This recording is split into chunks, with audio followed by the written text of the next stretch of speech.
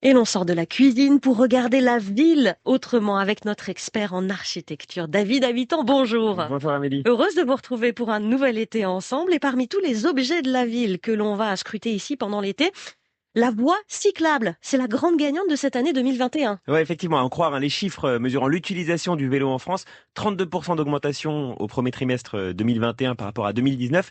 C'est l'association Vélo et Territoire qui coordonne ce comptage. Je suis allé rencontrer sa directrice Camille Thomé à Lyon. L'occasion aussi de tester les aménagements vélos de la ville. C'est bon? Je le libère? Ah bah attendez, regardez le petit avec ça. J'essaye. Ouais. Attendez, excusez-moi juste un instant, faut que je règle la selle en fait. Oh là là. Il y a un géant qui est passé juste avant moi.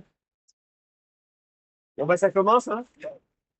Vous aurez reconnu peut-être le bip caractéristique des vélos en libre service.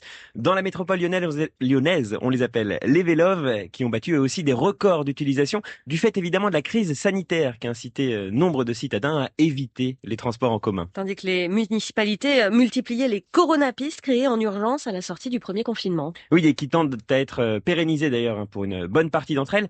Alors, sans remonter au trottoir cyclable de la toute fin du 19e siècle, ça fait une quarantaine d'années, des aménagements vélos prennent place en ville, avec une accélération certaine dans la dernière décennie.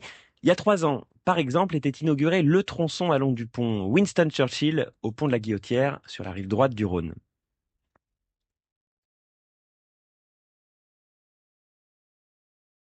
On est au croisement d'un des nombreux ponts qui enjambent le Rhône et là qui relie la rive gauche à l'Opéra et à la Presqu'île en bas des pentes de la Croix-Rousse.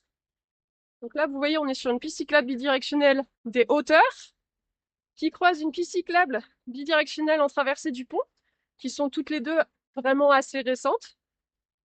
On va s'acheminer doucement sur les berges en contrebas, qui, elles, ont une voie verte bidirectionnelle, donc pas uniquement en vélo. Soyons précis, hein. Pour parler de pistes cyclables, il faut qu'il y ait une bordure qui isole la circulation des vélos. Lorsqu'il s'agit que d'un marquage au sol, on parle de bande Ah, cyclable. d'accord. Et puis ouverte à d'autres usagers, notamment aux piétons, il y a la voie verte dont nous parlait à l'instant Camille Thomé. Oui, effectivement, et notamment celle qui longe le Rhône juste en contrebas du Kéo. Là, on est sur un espace qui est 100% dédié aux mobilités actives, donc celles qui engendrent une activité physique. Et par conséquent, on est sur des niveaux de vitesse qui sont faibles.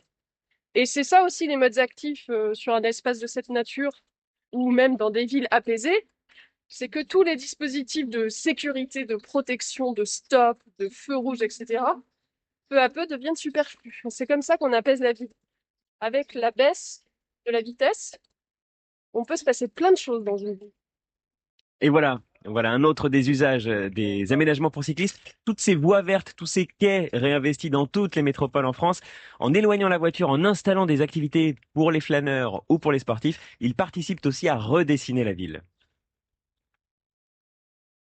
Et sur les berges du Rhône, c'est un peu un parc urbain longitudinal en fait qui relie le parc de la Tête d'Or au parc de Gerland, d'un bout à l'autre de la ville en quelque sorte.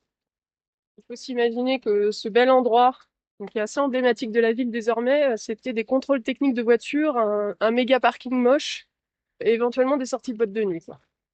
Ce qui est intéressant avec le vélo et la marche, hein, mais c'est que c'est un outil de pacification des villes, cadre de vie, de la mobilité et un outil de vivre ensemble aussi. Donc, en termes d'urbanisme, c'est super intéressant. Les aménagements cyclables, un outil donc au service des urbanistes. Et je remercie vivement Camille Thomé, de l'association Vélo et Territoire, pour cette balade à vélo le long du Rhône. Moi, je vous remercie, vous, David Habitant, pour Stora Vélo à Lyon. Les choses de la ville en partenariat avec l'Ordre des architectes, c'est à voir et à réécouter sur franceinter.fr.